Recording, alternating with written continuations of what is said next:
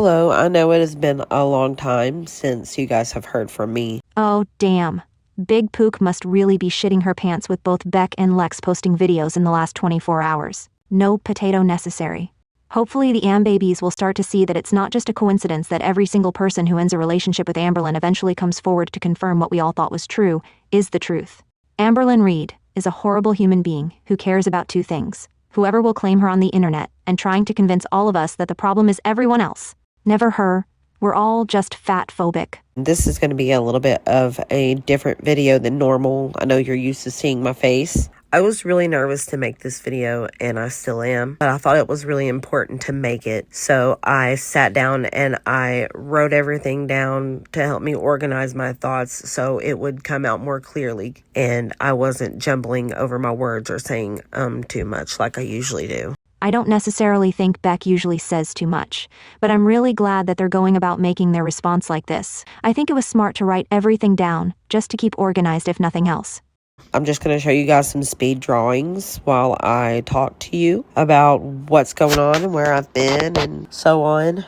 People have asked me a lot about why I don't make my own videos or live stream anymore. They want to know why I haven't used the platform that's been handed to me to make money. And the main reason is because this community, even though a lot of you have been kind and supportive, has been and is very harmful and toxic mentally for me. Hearing this actually caught me off guard. I was under the assumption that a good majority of the community was really supportive of Beck, but after thinking about it for a minute, I tried to put myself in their position. I know if I get 99 encouraging comments on a video and one bad one, the bad one always seems to be a little louder. And that's with something that has absolutely nothing to do with my personal life. That's something that I enjoy doing when I have time.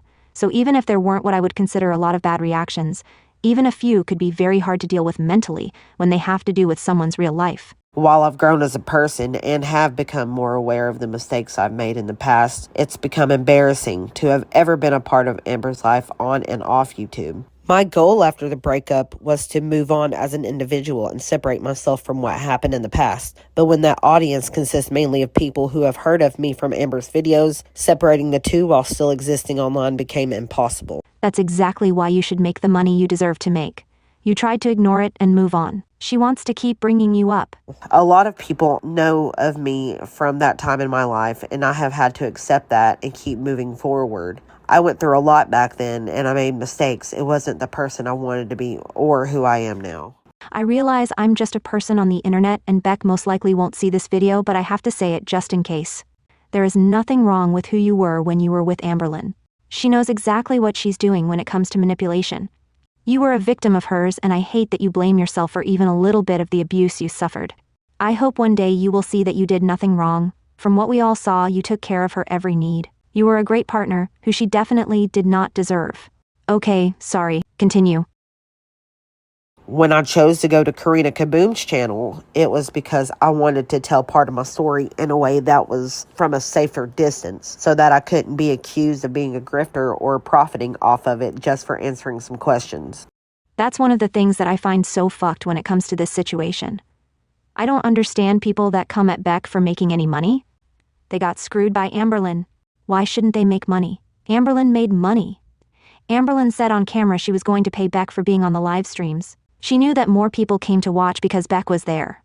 And she can sit there and say she paid Beck all she wants, but I think we all know in this day and age, if you paid somebody, you have a receipt of that payment. And Pookie has shown nothing. I was offered no money from Karina's video, and I didn't expect any profit or fame from it. The reaction was still very mixed and hurtful, and I know I can't please everybody. I still felt like Amber's narcissism was being fueled by the people who would attack anyone remotely connected to her, no matter what role they played in her life. Even though she only keeps benefiting financially and growing her ego through this vicious cycle. It was discouraging, and I just stopped trying to speak up altogether. Even with the support of a lot of you, it was hard to not internalize the negative things being spread about me by Amber and others. I know that in my Q&A with Karina, I talked about the money Amber owed me. I never did see any of that money and still haven't. For a while, I was in contact with an attorney who claimed to be able to help me get the money back that I earned working for Amber, but it wasn't possible to serve her anything without an updated address. More time passed, and with the distance growing between myself and the public, I just let it go. But recently, I was told that Amber has started talking about me again. And the more time that passes, the more she believes that I'm being quiet because I'm weak. She lies about me because she thinks that she has power over me and that my fear of the public reaction will shut me up and that everyone will be left with no choice but to believe whatever lies she spreads. Well, she's wrong about me, and she no longer has that power over me. Hearing Beck say that made me so fucking happy I don't even have words. Not only because I'm super proud that Beck is finally feeling strong enough to defend themselves, but also because of the wave of fear that must have washed over Amberlynn when she heard those words. People are gonna know the real you, Pookie. It's been a long time coming, but it's coming. I hope you're ready. I want to be the one who tells my story.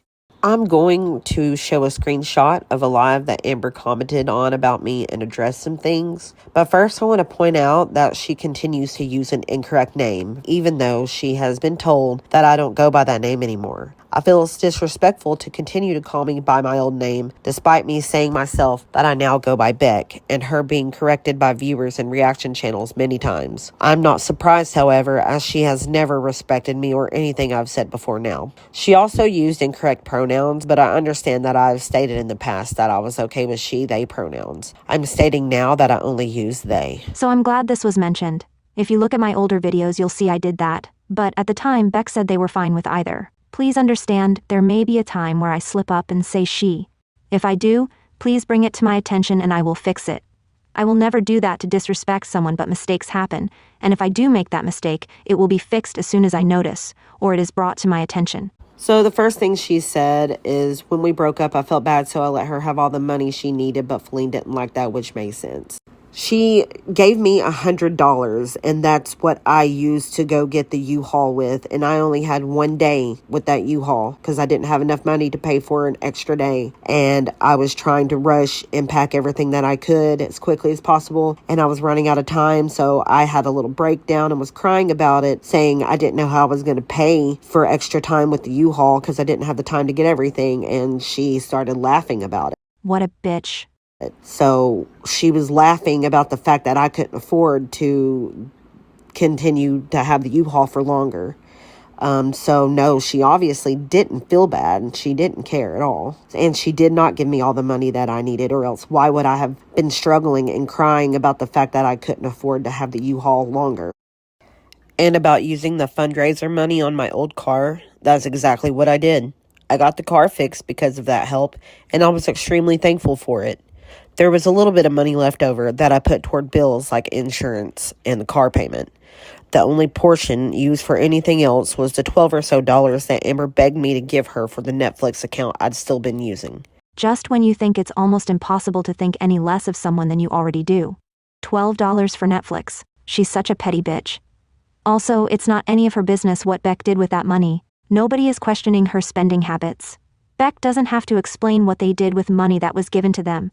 And Amberlynn definitely has no right even speculating. It's none of anyone else's business. It's sad that Beck feels like they have to explain. I was able to drive that car up until a few months ago because of those donations. I wouldn't have been able to do that without that help, and I will always be grateful for that. And side note, I did not have her debit card on me all the time. The only time I had it was whenever she would send me to do errands for her or to pick something up for her, and I always came back with a receipt to show her what had been bought with her debit card. In 30 years of being with my husband, not only did I never have to show him a receipt, but the thought of doing it never crossed my mind. I was legitimately shocked to hear Beck say that. The next messages say, "Gosh, I could say so many things, but I can't. She said she would sue me, so I have to shut up, but people would be shocked and not believe a word I say. Gosh, I wonder why they wouldn't believe you, Amber. You have a history of lying, and you're doing the same thing right now. You have nothing on me, and I know that. I did threaten to sue you, but that was to stop you from relentlessly talking about me like you were. You had no reason to talk about me. I've come out and said things only in response to you bringing me up. The threat to sue did not stop you, as seen in this screenshot. You haven't said these shocking things because they don't exist. Anything you could possibly say truly would be a lie. I will no longer stay silent if you try to spread lies about me. I've told parts of my story, and it's all been true, and never said in an insulting way either." Please excuse the interruption. I just wanted to make sure to give Pookie the true definition, seeing as this type of person is obviously alien to her. Sorry, Beck. Go ahead. I have so many gross things that I've seen you do, both to me and the people in my life, that I've kept quiet about because those things are embarrassing or have something to do with very personal matters. Despite how you've treated me, I still have empathy. However, if you want to lie about me, I won't hold back. I'll be brutally honest about things I know about you. The next comment, she said, she had a job that was ruining her back. I told her she didn't have to go through that. I was helping her. I made a lot of money and wanted to take that burden off of her. Yes, in the beginning, she did make it seem that me quitting my job would be beneficial for my health and that it wouldn't be so hard on me anymore. But I learned very quickly that whenever I did quit my job, that it was just a control tactic. She said she wanted to be the main breadwinner. And all the things that she said I would be able to do, like see my family more, those things didn't happen. I was just stuck taking care of her. And whenever I talked about trying to get a job again, she would just guilt trip me and say, well, I need you here. I need you to help take care of me and to help me take care of the animals. She would just guilt trip me into not trying to find another job. And the only things she really would buy me is like food and candy and t-shirts. So, whenever I would try to save up change, she would say things like, is that your funds for when you leave me? So I would even stop saving change to avoid that conflict with her. In the end, me quitting my job wasn't about helping me. It was about controlling me and keeping me under her thumb. And she did keep me away from my family. And whenever I would go see my family, she would time me on when I had to be back. And if I wasn't back by that time, then it would be a fight for the rest of the night. And then the next time that I would try to leave to go see anybody else, she would guilt trip me and say things along the lines of I didn't care about her and that I cared more about everybody else other than her. And then she said, if that makes me a bad guy, fine. I hear your opinion and it makes sense based off of what you know. But your opinion would probably change if you knew everything. I thought I was doing the right thing. If I could go back, I'd do everything differently. Saying, if that makes me the bad guy, is so obviously manipulative. You're framing what you did to me in this positive light so that it looks like your intentions were good when they weren't. You did a lot of bad. You said you'd do things different now, but you haven't taken any accountability. I feel like the only thing you would change is doing the exact same things in a way that would have made you look even better. And that's all I really wanted to say about the screenshot. I just wanted to respond to that so it didn't seem like, she was able to spread lies about me and me not speak up and fight for myself like she probably expected I wouldn't do. And something else I wanted to talk about was I just found out today that she lost Rarity, and that breaks my heart. Rarity was very special to me. I loved all three of those animals very much. Rarity was like my little shadow toward the end. She followed me everywhere I went, and it was hard to even leave her. And I know when Amber talked about moving to Oklahoma, she was scared that she could only find a place that allowed 2 animals. So she considered giving me Rarity, but that's not what ended up happening. And I sometimes wish that I would have gotten her, because now who knows where Rarity is. Before I get to talking about myself, I want to leave some advice for anyone going through a narcissistic abusive relationship. The most important thing is that you don't feel isolated. That goes for any relationship. If you feel like something is wrong, but you don't feel like your partner wants you to tell anyone else about it, that is a red flag. That's when it's important to talk to your friends and family about what's happening. You can get so engulfed in abuse that you don't even see what's happening to you. Having an outside perspective and a good support system is key to finding the strength to leave.